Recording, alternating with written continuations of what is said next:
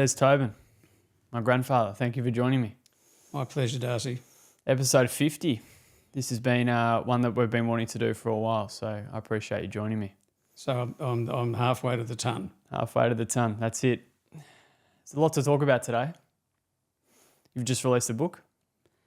Yes, I've just released my 7th book, which is this one's a football book. This tells the stories of many of the great family football dynasties in Australian football, stretching back to the late 19th century to families like the Rankins, which also who were there were 4 generations of Rankins have played with Geelong, going right back to old Teddy, who started when Geelong were in the VFA in the 1880s and 90s, through to 3 of his sons, one of his grandsons who was Gary O'Donnell, because one of his daughters married an O'Donnell, one of Teddy's daughters married an O'Donnell, and then Gary O'Donnell, of course, was a champion Essendon player and a premiership player and not a premiership captain, but a captain of Essendon. And then there's Georgie Rankin, who's a great-great-granddaughter of Teddy, the patriarch, and she's a current Geelong AFLW player. So there's lots of others. There's families like the Cordners, who are a great primarily a Melbourne family, but they've represented other clubs as well. And that goes to 5 generations. The Pannams and Richards. The Pannams were a great Collingwood and Richmond playing family. And Lou and his brother Ron Richards are grandsons of Charlie Pannam, who was the patriarch of the Pannam-Richards line. And there's a young red-headed bloke by the name of Ed Richards playing with Western Bulldogs now. And Ed's a grandson of Ron Richards, who was Lou Richards' brother. And Ron Richards was a very interesting player, a very interesting character actually, and a very interesting footballer. In Lou's shadow to a degree, and certainly in Lou's shadow to a great degree in terms of his media presence. But Ron was a great player, played on the wing or in a half-forward flank and sometimes had a run on the ball. In those days when footballers were selected in a particular position and they played in that position and stayed in that position and played against one opponent primarily. But Ron was a very fine player. In fact, along with Des Healy, who was a wingman as well, were judged the best 2 Collingwood players in the 1953 premiership victory that Collingwood had, and of which Lou Richards, Ron's older brother, was captain. So they were a great family dynasty, and there's plenty more. I saw this quote in your email launching that book, and I thought it'd be a good point to sort of touch on some other, or I guess the early aspects of your life.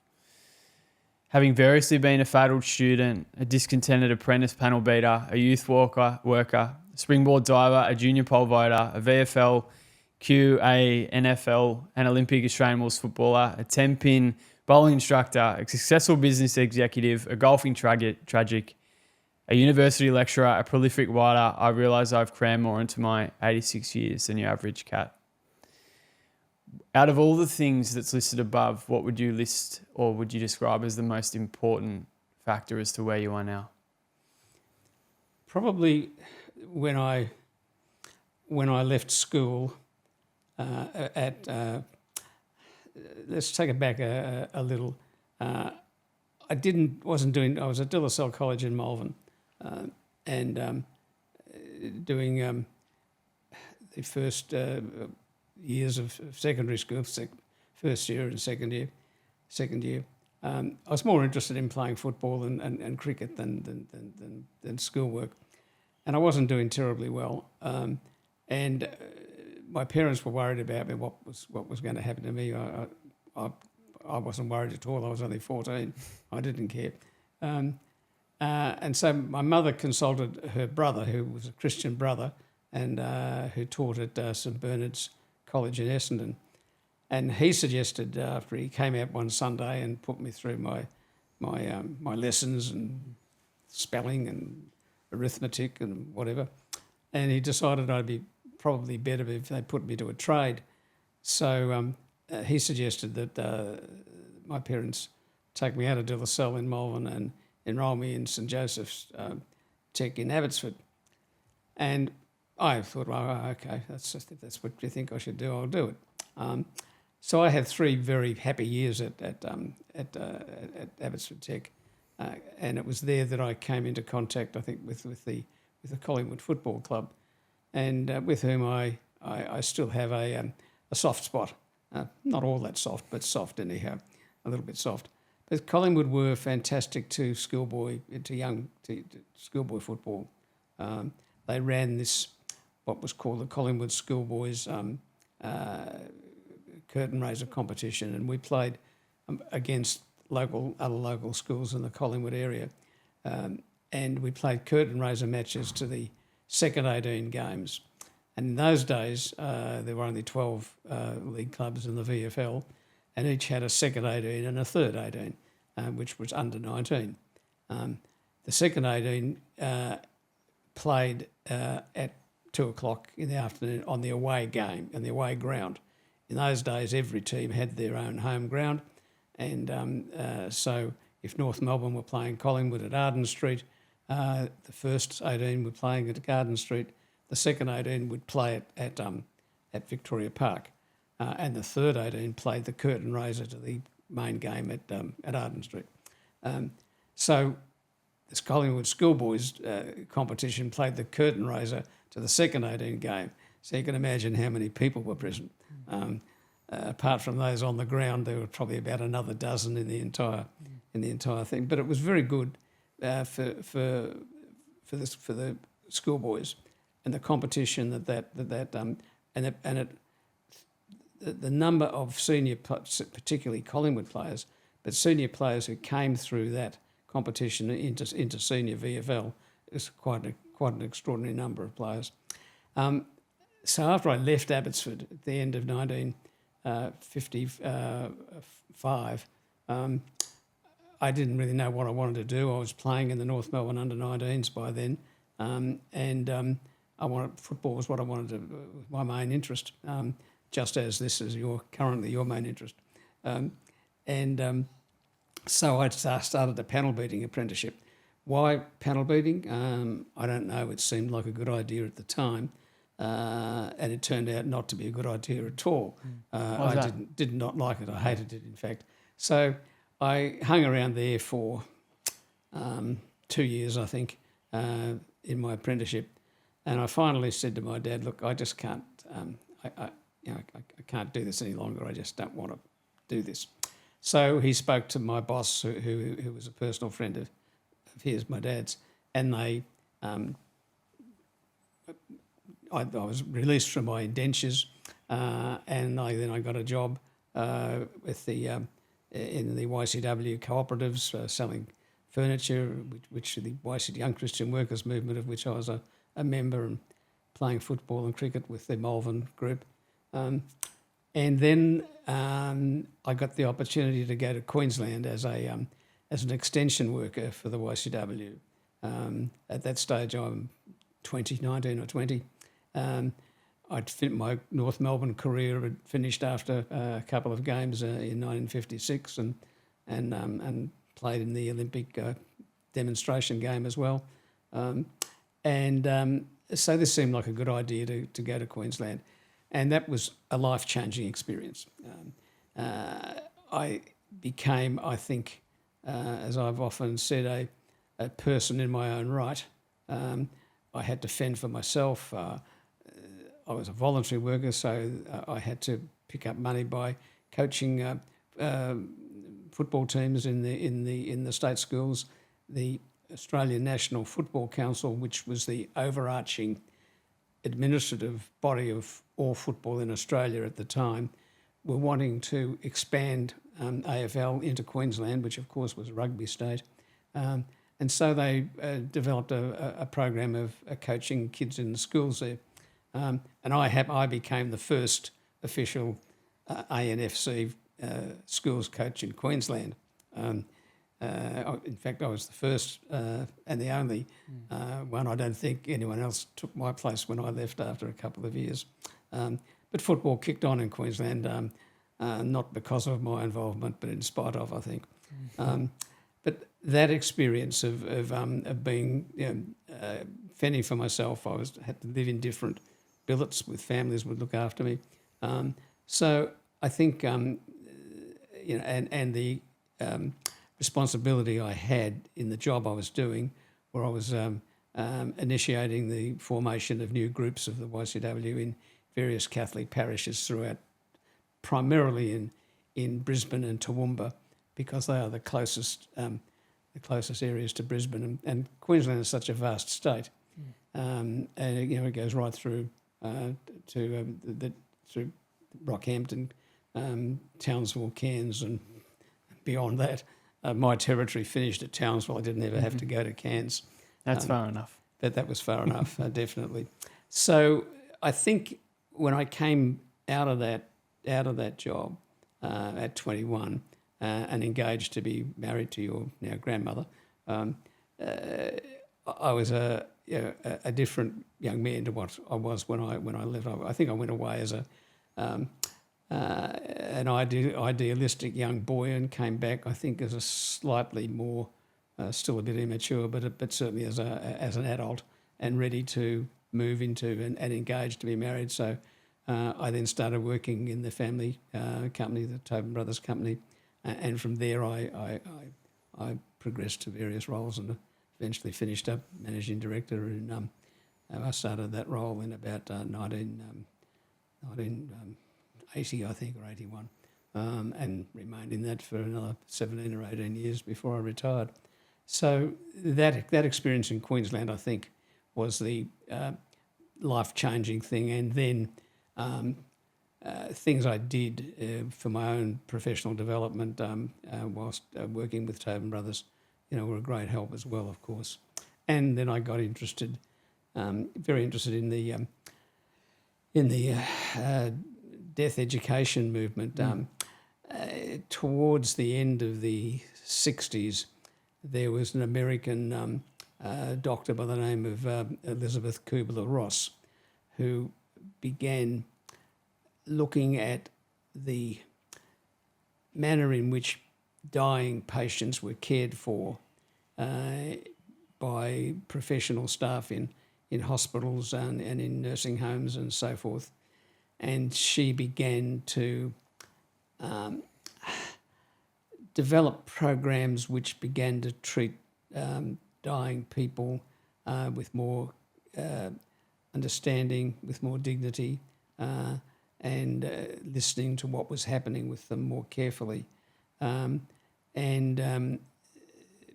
We extended that through to what was then happening to families who were dealing with the deaths of their family members and the grief and that follows that, and how people deal with the loss of someone that they care about deeply and have loved them, and that developed into a program which we ran at the Gippsland Institute for Advanced Education, which was the first accepted professional university course, not a degree course, but just a certificate course in a tertiary institution. And I often look back and think about, the fact that when I left Abbotsford Tech in 1955, having finished 20th in a class of 20 in my intermediate year and failed to pass that certificate, that here I was not so many years later lecturing at a tertiary institute in Gippsland. But they weren't to know that. Did you feel like you were doubted because of that? Like the fact you failed? Do you think you were doubted by others? Oh, no, I don't think so. It didn't really come into the equation. When I was asked to, in respect to that course, you mean? No, when I was asked to do that, no one asked me my academic background, and I didn't tell them. So that wasn't a problem. And and from there we sort of, the development of the company at that time.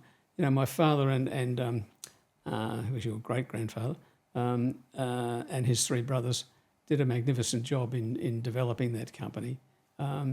They got it to a certain point, as a lot of men do. They worked extremely hard in setting the business up.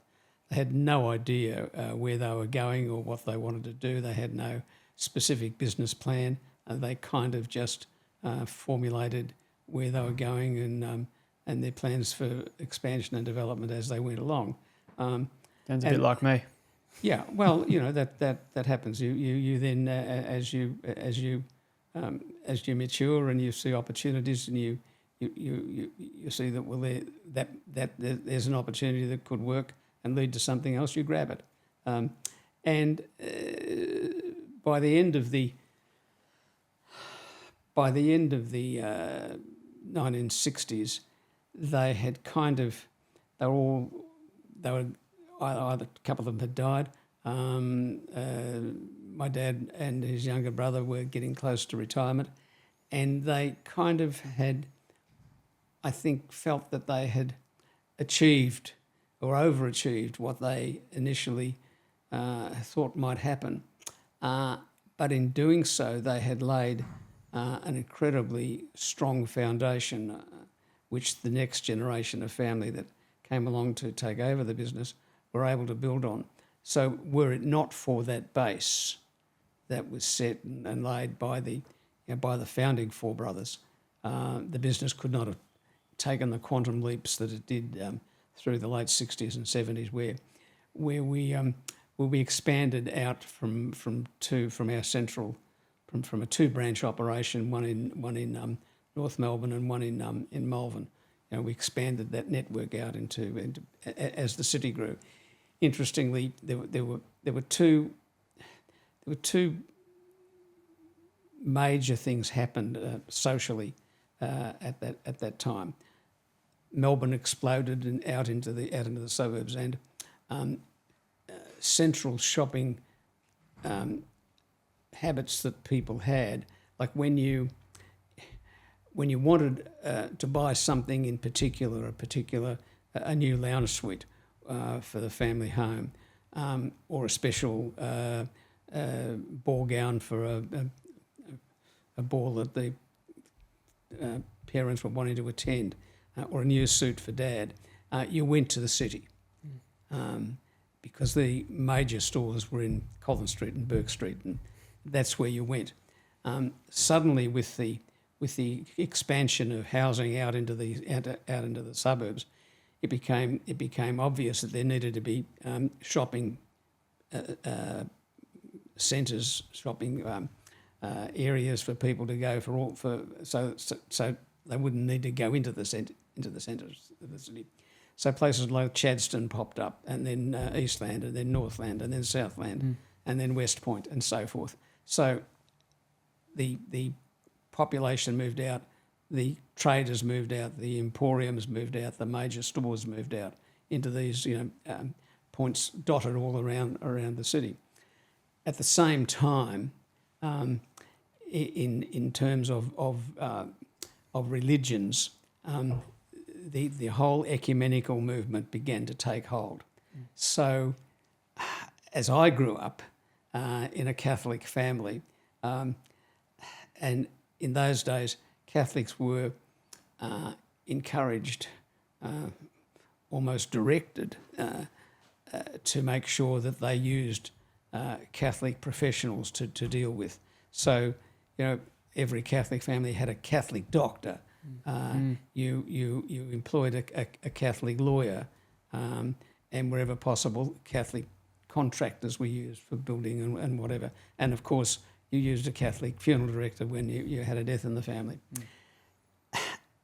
With the expansion of the population to the outer suburbs and people becoming conditioned to shop locally for every other thing that they needed, it was only going to be a matter of time and logic, because they would also shop locally for a funeral director when they had a death in the family. So there was no point, if I lived in if a person lived in Ringwood and they had a death in the family, why would they go to North Melbourne or engage a funeral director in North Melbourne to carry out a funeral that was going to occur in Ringwood?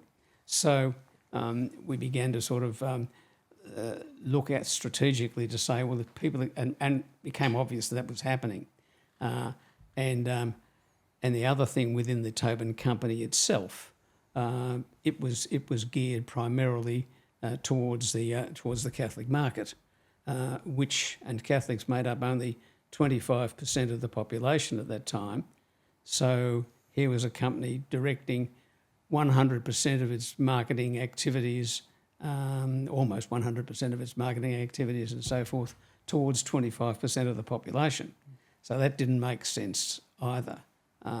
So it made sense in the beginning, when as the business was established and grew, but it wasn't going to take it. It became clear that it wasn't going to take it through to beyond that after the first, 25 or 40 years, 25 or 30 years of the business. So that was when we began to recast what we were doing in terms of advertising and so on and so forth, and expanding out into those various areas. And well, I've been retired now for a long time, but I see that I know that sort of strategy, by and large, has continued with the next generation of people who are operating the company and operating it well. And it ought to happen in a business. If a business is to continue for more than 2 or 3 generations, if it does do that and does it well, that's how it should be, and that's what should happen, because each generation should be able to build on and do better than the one before. Sure. And if the generation in play now does its job well, then the next one that comes along will make it better. So it's all a matter of moving along, and each generation of family and management needs to understand that they're basically just custodians of what was there before them, and their job is to build it so that it continues on. If the business stays forever in Tobin family ownership, fine. If it doesn't, then it doesn't really matter either. What was it like to grow up in the 40s?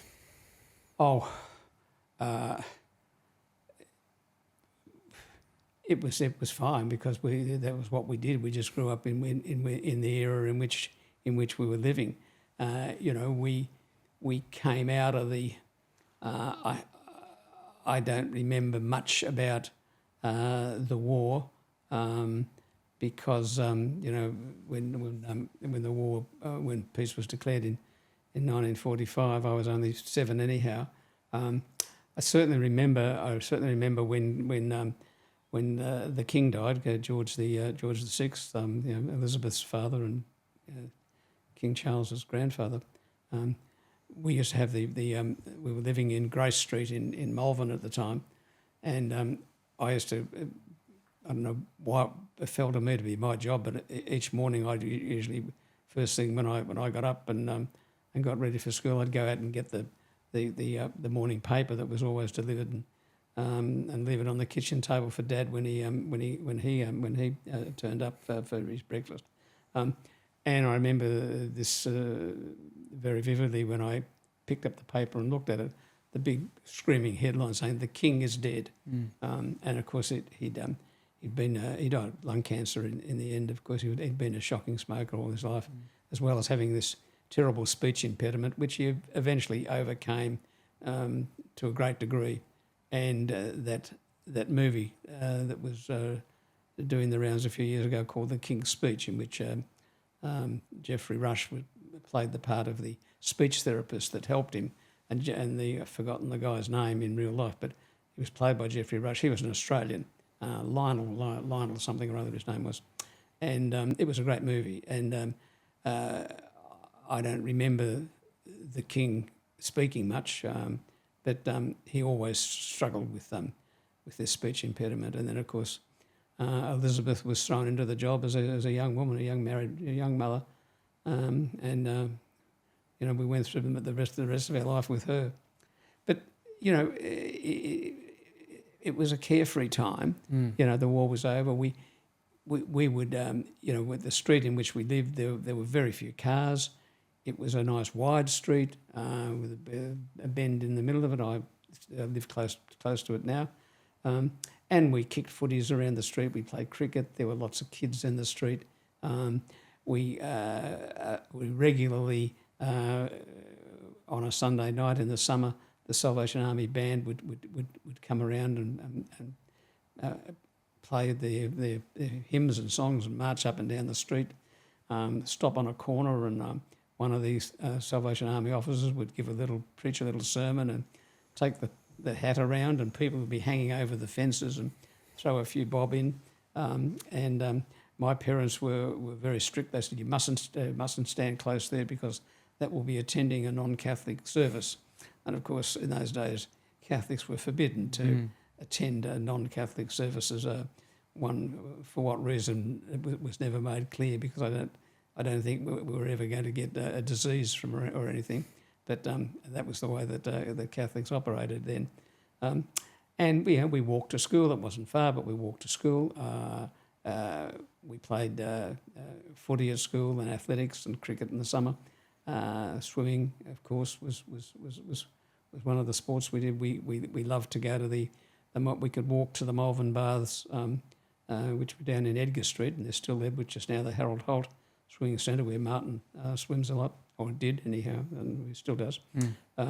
So we were able to sort of grow up fairly carefree. The Malvern Gardens were close by. I once fell out of a tree into the pond. We were yabbying there.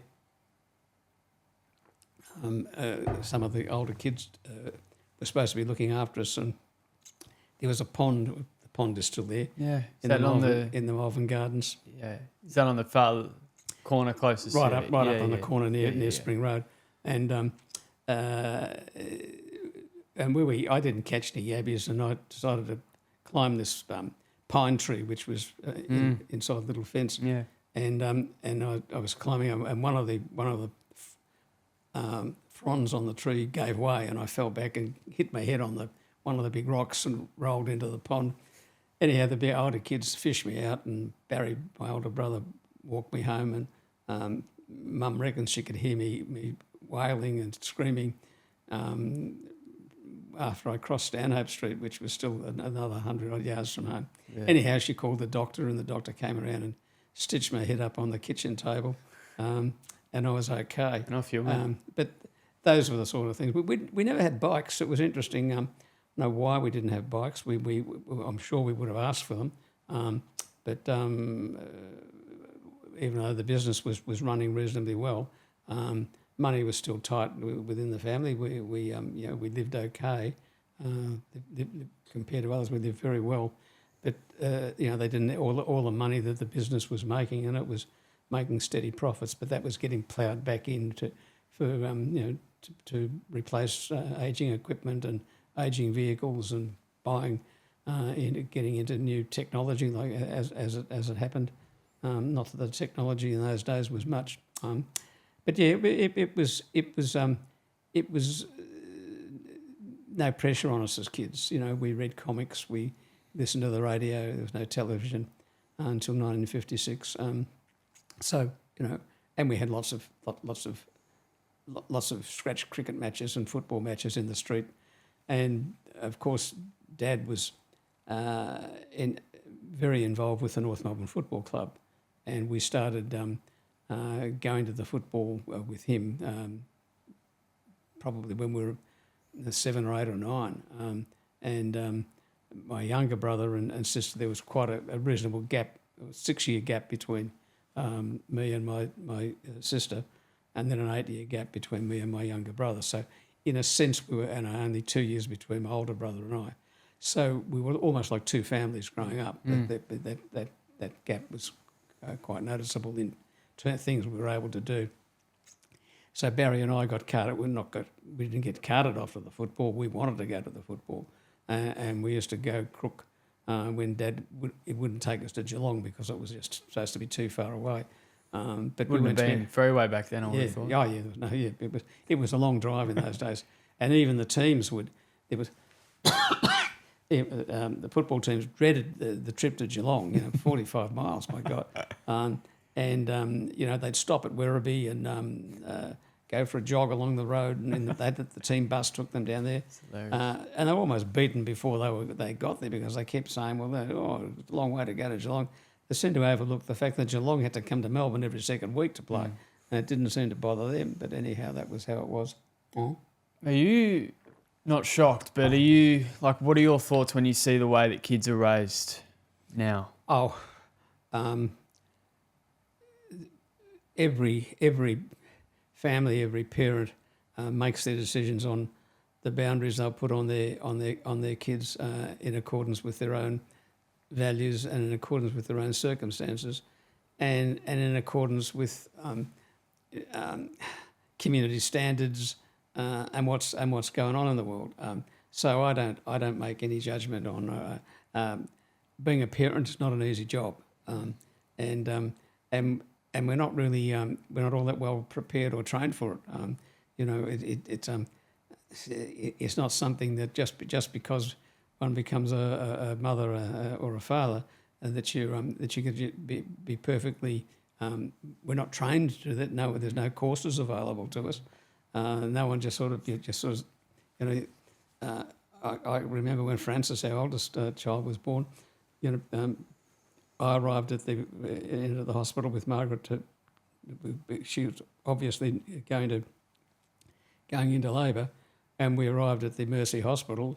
And the old nun who was there sort of grumbled at the fact we were there far too early. This woman, she said, is not going to have this baby at least for a day or so. You toddle off home now, Mr. Tobin, and get a good night's sleep. So I get pissed off by this old nun going to go home, and then a couple of hours later I get a call saying, "Oh, Mrs. Tobin has gone into labour, but we'll let you know when the baby comes."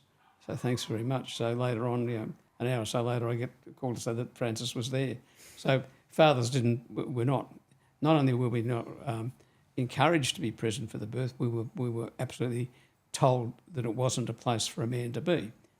So we didn't go. But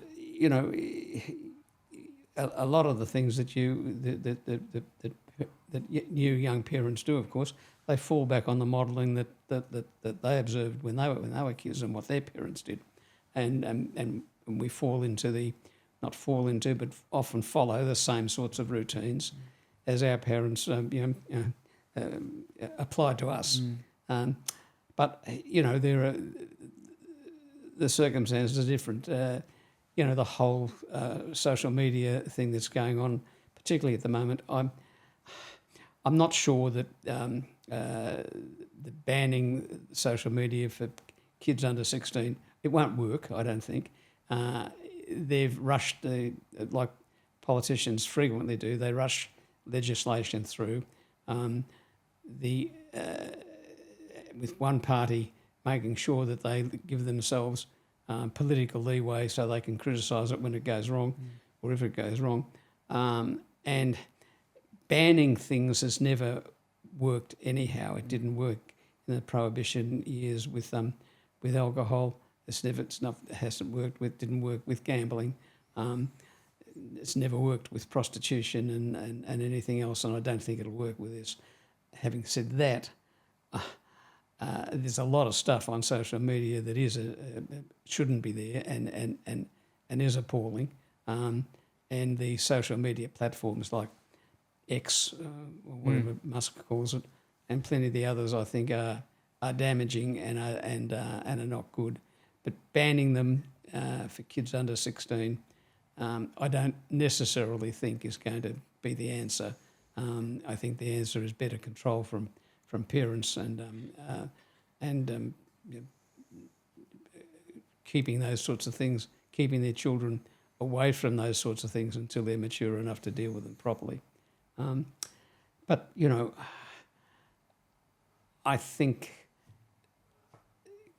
kids today seem to me to be very much locked into their devices and to their and should I would like to see more engagement with their peers in sports and other activities separate from those that are linked to their devices. But that's the way of the world now, and we'll survive. How did being a parent change you? I think the responsibility of being, the knowledge of knowing that I am responsible for the welfare and the upbringing and the education of these little people who I dearly wanted and dearly love, it brings the best out of you. Times it brings the worst out of you, but it brings the best out of you, and you become, I think you grow up, you become more mature, more tolerant, more understanding, and in many ways more joyous. I think to see your children moving forward, moving through their lives, achieving the sorts of things, achieving their own ambitions, creating their own pathways to life, meeting their own partners, forming their own relationships, having their own children. Those sorts of things I think are extremely gratifying for parents and makes it all worthwhile when at the end of the day, we have 4 children and 11 grandchildren, and at the end of the day, as I look back now, I see young adults that they have become. They all have civil and good relationships with each other. Some closer than others, some better than others, if you want to use that term. But they will talk to each other. No one hates one another, and when we get together as a family group, we enjoy one another's company. We don't want to all be there for hours and hours on end, and no one's living in anyone else's pockets. But there is a family solidarity that's there, and I think I'd like to think that the grandparents have had something to do with that. With all that being said, is there anything you look back on? It's clear to me that there's a lot that you're proud of, but is there anything you look back on and you go, oh shit, like it's a regret almost? I would have liked to have achieved a few more things in business. Such as? Maybe I should have stayed longer than I did. Dad said you're only 60. Yeah. It's interesting, Darcy. I think that when you there's a funny thing happens in business. CEOs or managing directors, when they retire, they go. They sometimes stay on as a consultant or whatever. But the Catholic religious orders do this very well. They have a system where one of their number eventually becomes what they call the provincial, and he or she is the head of that order in that particular region or diocese or whatever it might be, and they serve their time as provincial for 5, 6 or 10 years, and then they retire and someone else takes over, and the ex-provincial just goes back into the team. That doesn't happen in business. When the boss ceases to be the boss, he doesn't go back as one of the workers, as a group manager or just another executive working and still contributing and still working. If I had my time over again, that's the sort of thing I think I would, with hindsight now, would like to see happen, so that So when I retired as managing director, I could have gone off and been an arrangement consultant or a manager of a small branch somewhere, but it doesn't seem to work that way. There's nothing there that I can say though I think we made some errors of judgment in where we established different branches, different products and things. But that's okay. You learn by nothing is achieved unless someone takes a risk and tries to do something. It's tragic what has happened to these two young women in Laos last week, and we could say, well, you know, they live dangerously. They go to these places. People go to these places. They're dangerous, but the alternative so is if you never want that sort of thing to happen to you, then stay at home. Don't go out. You might get run over by a steamroller. So if we don't take risks, we don't grow as people. We don't achieve anything. Having said that, of course, then clearly there needs to be better things in place for those sorts of things and those sorts of places where young people go to enjoy, to have fun, to have a good time, to take part in adventures, whatever else they might be doing, but to be able to do that in a much safer environment. And it's criminal that the sort of thing that's happened there, that the drinks that those young people were given, you know, came from clearly unscrupulous people who were making their own concoction stuff that then kills people. But no, I think I can look back and sort of say, well, you know, I'm satisfied with the life that I've had. One thing I very much regret is that having taken part in the Olympic Games in 1956, I got the opportunity to be a torchbearer in 2000 for the Sydney Olympics. I only got the offer to carry a torch on one of its legs. I don't know how my name came, but I suspect that my PA at the time, Kerry Ward, put my name forward into something to be considered, and I didn't even know that she'd done that. And Margaret and I were booked on a trip overseas to go to, I think we were going to Europe somewhere. Anyhow, about a week before we left, I get a phone call from someone from the Olympic office saying, my name has come through on the thing, would I be, and I thought for a minute it was someone prank call, a prank, but I established that it was genuine, and that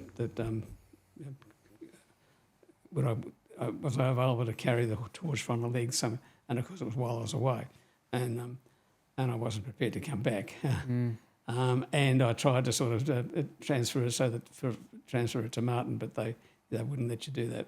So yes, I would have loved to have done that. But if that's the only regret I've got in life, then that's not too much. What was the biggest risk you think you took?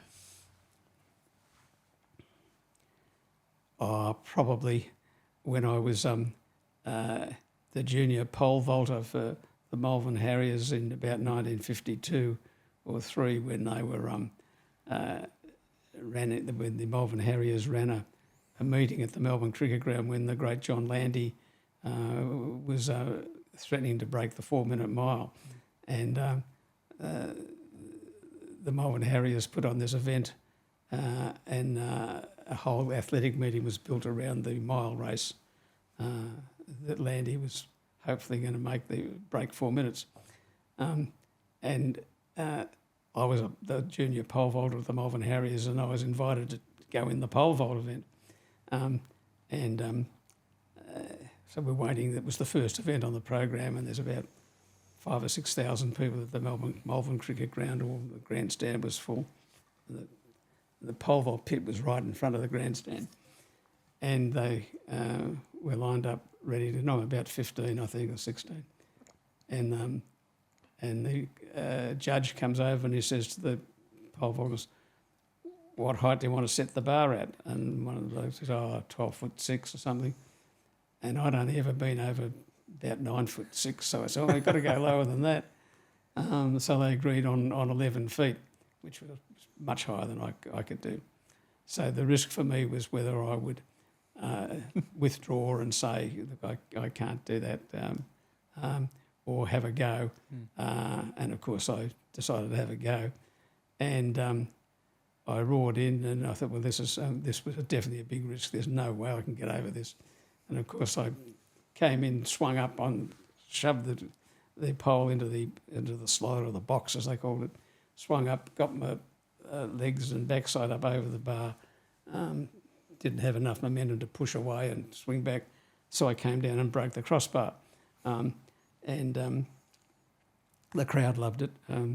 Went back and did it again and managed to break the second and the only other crossbar that the club had. That was the end of the event. They had to cancel the event, and it meant that John Landy had to start his race earlier than was planned, because they thought the pole vault would go on for 40 minutes or an hour, you know. And so Landy didn't finish his warm up properly, and he failed to break the 4-minute mile. But I managed to break 2 crossbars. I didn't expect you to say that. So that was a big risk. I think that's probably the biggest risk I've ever taken. Apart from that, the really big risk though was going out on my own to go to Queensland when I was 18 and 19 to take on a job there that I knew very little about, to work with a group of people that I'd never met before. And to work in work as a volunteer. But as I said much earlier, that was the life-changing thing. Getting married was not a risk at all. That was an absolute joy. And being married to Margaret for over 60 years now has also been a joy. And bringing 4 children into the world, who between them have now managed to increase that by another 11, that's also a great joy. It's about time that we had some great-grandchildren, because I have a bottle of great-grandfather port that I've been holding for many years that I'm going to open at the name-giving day of the first great-grandchild, or the christening, or whatever they decide to do with that child. But I need you young people to get on with it. This was a life awakening and changing experience. He became a person in his own right. He gained personal independence and met his life partner, Margaret, whom he married, in 1962. Can you remember meeting Margaret? Oh, yes. Who's my grandma? Yes. Oh, yes. We were at in those days. One of the good things that the Catholic Church did, or whether it was a good thing or not, I don't know. But one of the things one of the strategies that they did was to keep Catholics marrying Catholics, was to throw them together in social situations.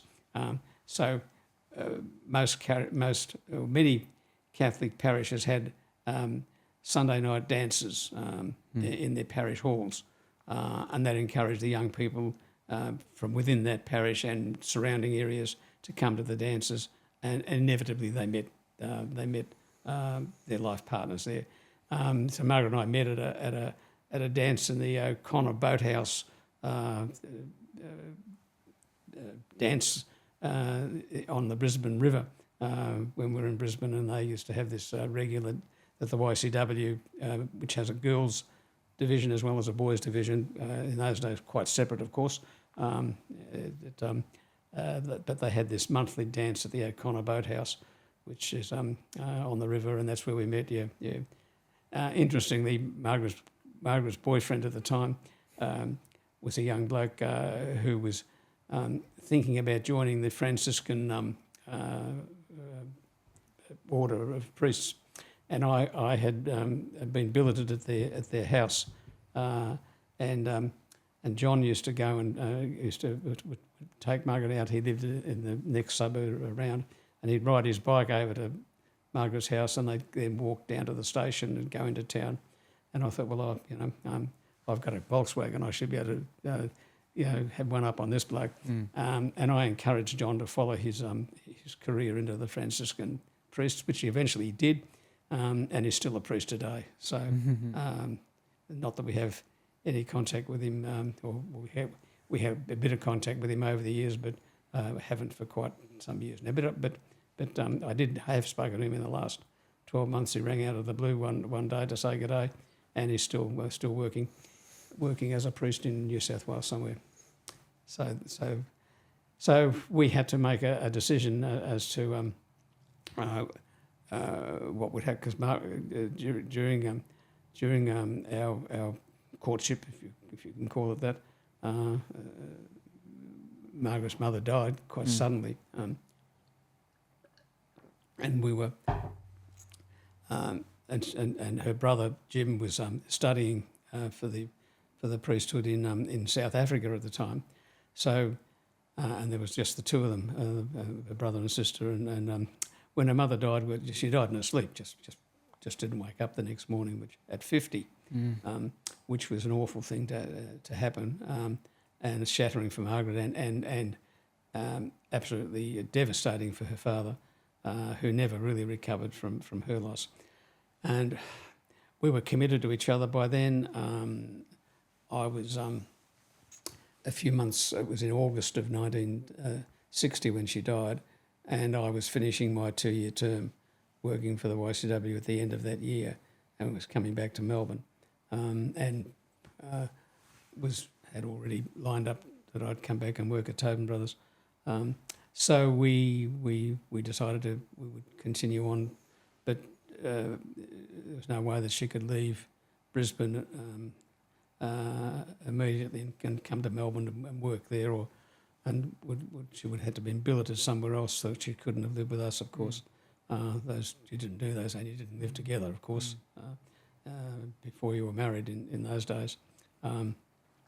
So she stayed there, and I think our relationship developed through our daily letter writing to each other. There was no texts or mobile phones then, and they didn't even have a landline in their home. So when we wanted to speak on the phone, Margaret would go to a friend's place that had a phone, and I would ring there, or she'd go to the telephone box around the corner from where she lived, and she'd ring me and keep feeding money into the thing for a few minutes for a phone call, and then she'd come to Melbourne with her when she had her annual leave.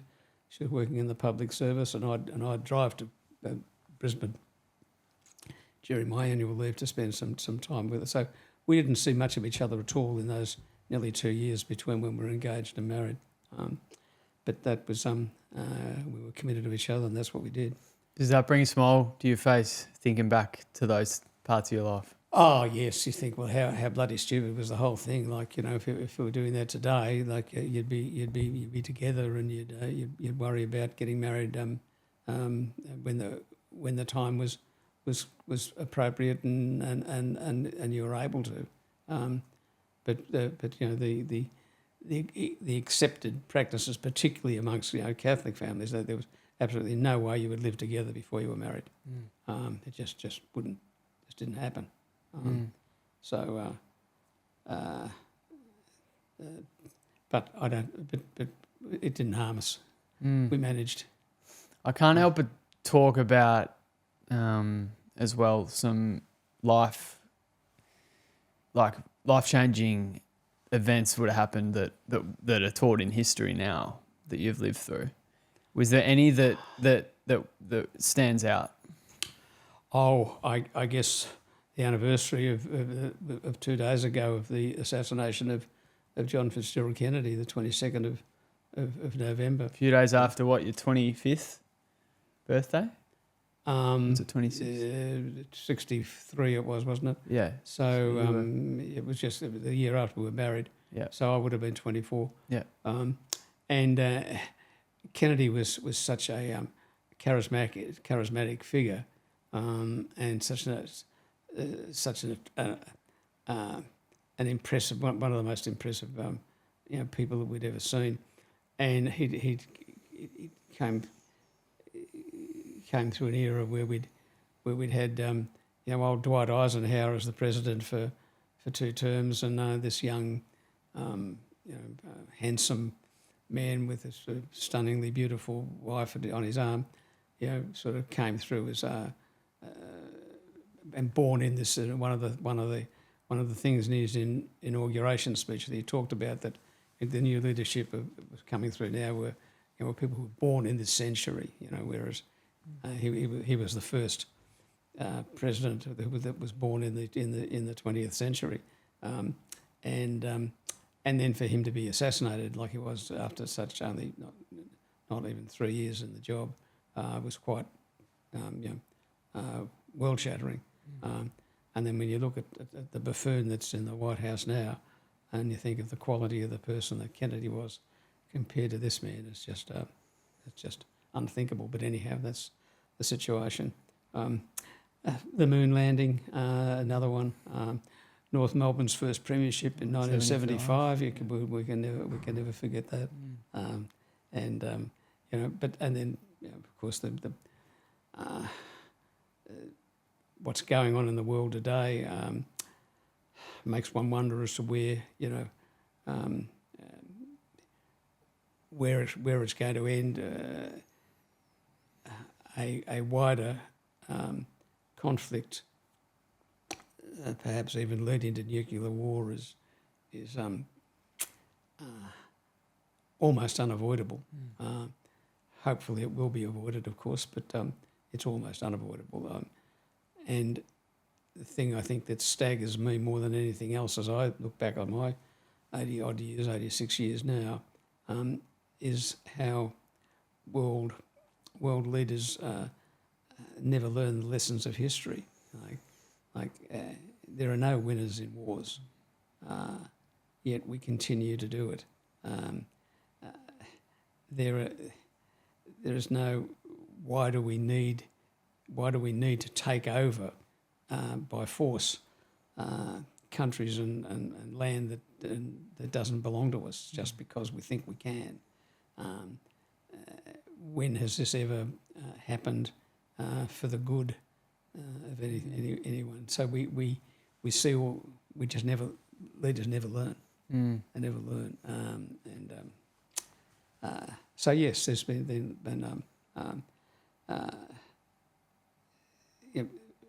we've seen kings and queens and leaders come and go, and I've lived through heaps of prime ministers in this country and heaps of United States presidents, and only one king and one queen, or 2 kings and a queen now. I might have been. I was born in 1938.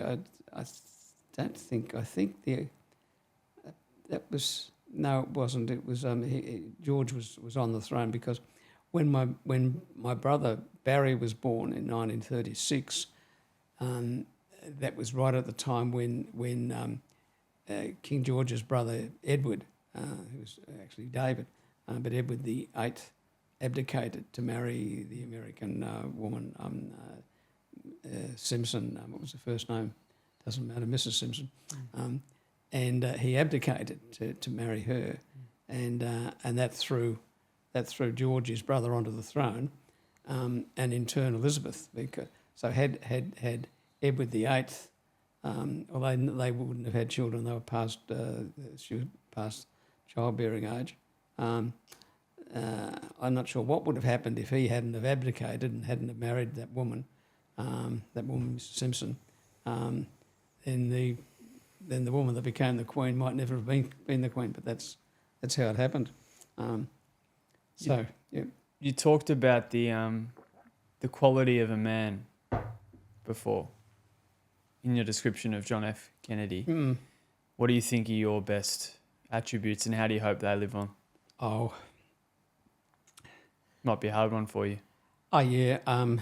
Look, there's nothing particularly special about me. I'm not super intelligent. I'm intelligent enough. I think I've got a reasonable amount of common sense. I know the difference between right and wrong.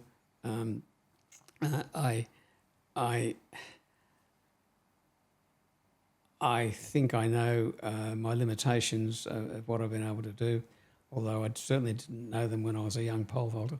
And but you know, I'm not quite. Just give me the question again. Your best attributes. Oh, And how do you hope they live on? I'm a good friend. I care about people. I won't let people down. If I agree to do something, I do it. You know, I don't like leaving projects unfulfilled, unfinished.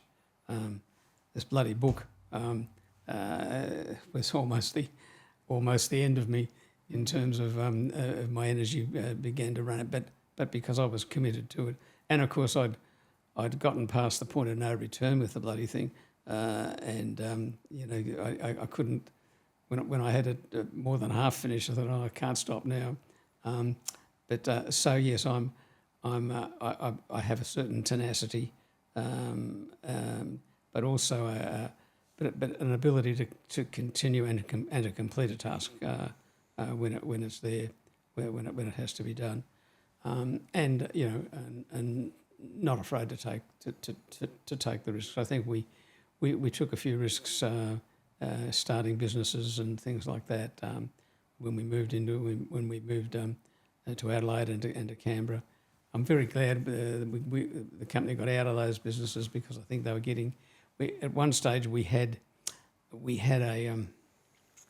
an ambition. I had this ambition to build a national company, you know, but it became obvious as we went along that the nature of the sort of the business that we were in was very personal and very personalised, and it wasn't an easy business that you could what's the word, the franchise. Yeah. Okay. Because businesses that are franchised need to be known in the new place where they go to, and our name wasn't. So we gave that idea away, and then got out of Canberra and Adelaide. But I know I'm happy to have you know, achieved what I've achieved. Clearly, being able now to look at our family and to see it, as I said earlier, where everyone talks to each other, and whilst we're not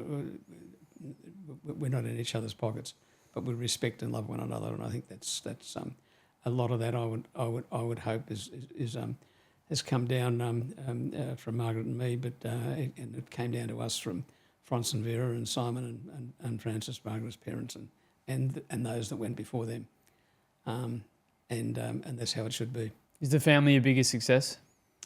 Oh, yes, of course. Anything else that one achieves pales into insignificance compared with the lives of the families that we've created and that come after us. The other sort of things are only monuments to pretension or monuments to one's ego, but one's family is forever. I find myself reflecting a lot, and the fact that I'm like 30, like that. Do you have that feeling as well? Having just turned 86? I'm glad I'm not 30 again. I know. There's nothing wrong with looking back and remembering and taking pleasure or being disappointed in things that have been achieved or not achieved, but we are who we are, where we are, and when we are, and this is where I am now at 86. I don't. I want to keep living and being and been useful. I think if and been aware of who I am, where I am, and who I'm talking to, if we get to the point in life where we don't know who we are, who we're talking to, or what's going on, and people look at us and sort of say, well, this poor old Des, he used to be vibrant and articulate, and he was even a reasonable golfer at one stage and not a bad footballer many, many eons ago. And now the poor bastard now can't even put two words together and doesn't know who he's talking to. And if it gets to that stage, I'd rather not be here. On the other hand, I probably wouldn't know anyhow, so in a sense it doesn't matter. But I don't think we should dwell on the past and ruminate about things that might have been and could have been and should have been. We should take pride in who we are and what we've done and where we're at, and look forward to tomorrow, but not be afraid of what might happen the day after. Wise words. Very wise words. Do you fear that?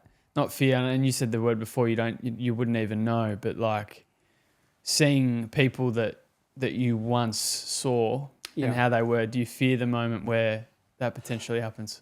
I don't fear it. I just hope it doesn't happen.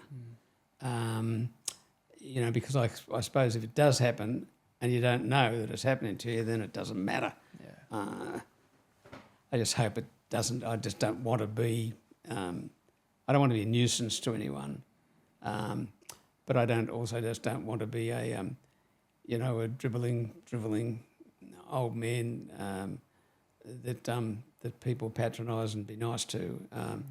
I'd rather be dead. But having said that, I don't particularly fear dying. I don't particularly, but I have some fears about how that might happen, and that one loses control over the situation and has to succumb to medical treatments where they're jabbing things into you and all that sort of undignified things that happen. Yeah. Is that where the fear comes from? Is that where the fear comes from? That. Oh yes. Burden or something. Not being here, but the process of the dying, the discomfort and the indignity of those sorts of things. That's what I'm uncomfortable about. But so the best way to die is in one's sleep. That's good for the person doing the dying.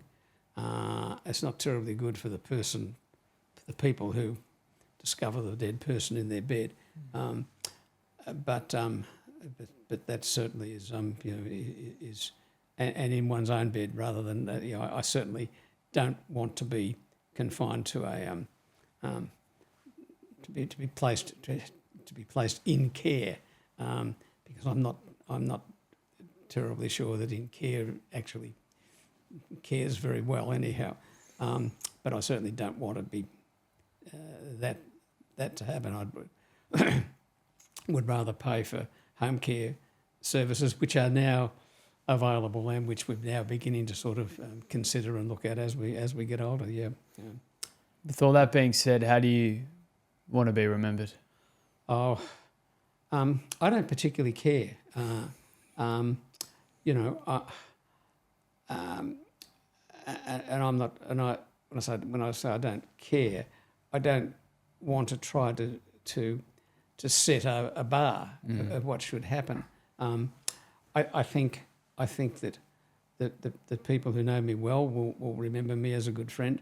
Remember me as someone who respected others, who loved his family, who enjoyed life, and who made a reasonable contribution to the world while he was here. That's all. If that happens, then I think I can die happy. In retirement, Des and Margaret have enjoyed their family, friends, their membership of the National Golf Club at Cape Schanck, and pursued his long-time interest in riding. 11 grandchildren, what values or a message would you give to us? Because this isn't going anywhere. Well, And you talk about grandchildren before. Sorry to cut you off. The message to us and the grandchildren that are to come. well, I would have hoped you'd already have got it. Mm.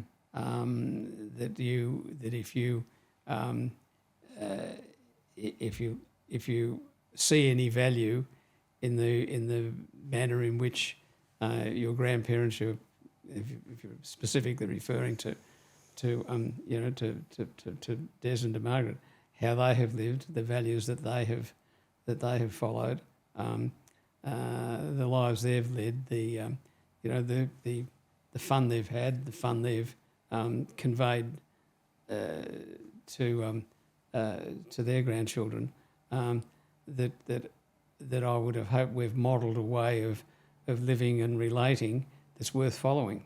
That if that hasn't already been conveyed, Of course. then it won't. I don't think after we're gone, you'll all look back and say, "Oh, yeah, what have we learned from them?"